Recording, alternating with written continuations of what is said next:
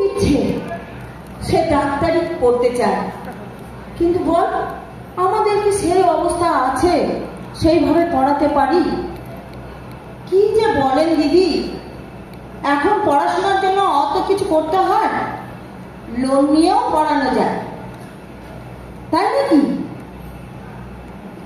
দেখ না, আমার মেয়েটা যদি ডাক্তারি পড়তে পারে, ওর খুব স্বপ্ন, সবার সেবা করতে চায়।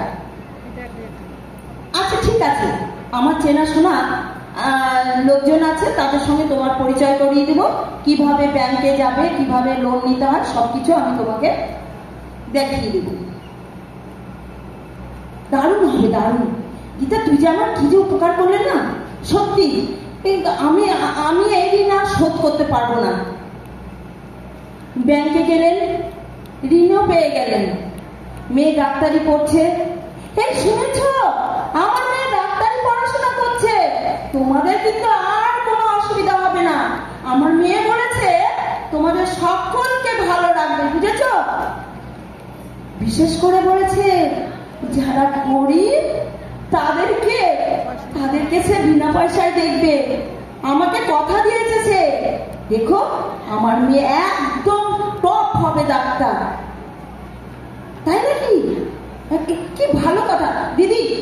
ডাক্তারি পড়াশোনা পেয়েছে, চান্স পেয়েছে, আর মিষ্টি কিন্তু খাওয়াতেই হবে দিদি, প্লিজ আজকে কিন্তু মিষ্টি খাওয়াতে হবে। আচ্ছা রে বাবা, খাওয়াবো। ডাক্তারি চান্স পেয়েছে, ডাক্তারিটা শেষ করুক তবে তো খাওয়াবো। ডাক্তার হয়ে আসুক, যেদিন ও টেলিস্কোপ গলায় দিয়ে আসবে সেদিন ঠিক সবাইকে মিষ্টি খাওয়াবো। কিছুদিন পরে যখন ও ডাক্তারি পাস করে গেছে, তখন ওর মা চিৎকার করে বলছে, এই দেখো আমার মেয়ে ডাক্তার হয়েছে গো, দেখো না টেলিস্কোপ গলায় দিয়ে এসছে, দেখো আমি চেয়েছিলাম, আমার স্বপ্ন পূরণ হয়েছে। এই মা, এই ঘনার বাবা, দেখে যাও আমার মেয়ে কি ভালো রেজাল্ট করে পাস করে ডাক্তার হয়েছে। ও দেখো তোমাদের সবাইকে ভালো রাখবে।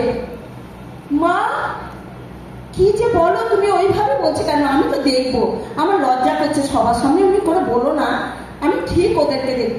কাকিমা বিশ্বাস করো, মা না তাই একটু বেশি বলে, আমি তো দেখবো, আপনারা তো আমার পাশে আছেন, তাই না? কি গো, কেমন আছে? পেটে ব্যথাটা ভালো আছে? হ্যাঁ ডাক্তারবাবু, ভালো আছে ডাক্তারবাবু। কি গো, তোমার যে বলছিলে ঘুম হয় না, কি ঘুম হচ্ছে তো? হ্যাঁ ভালো আছি।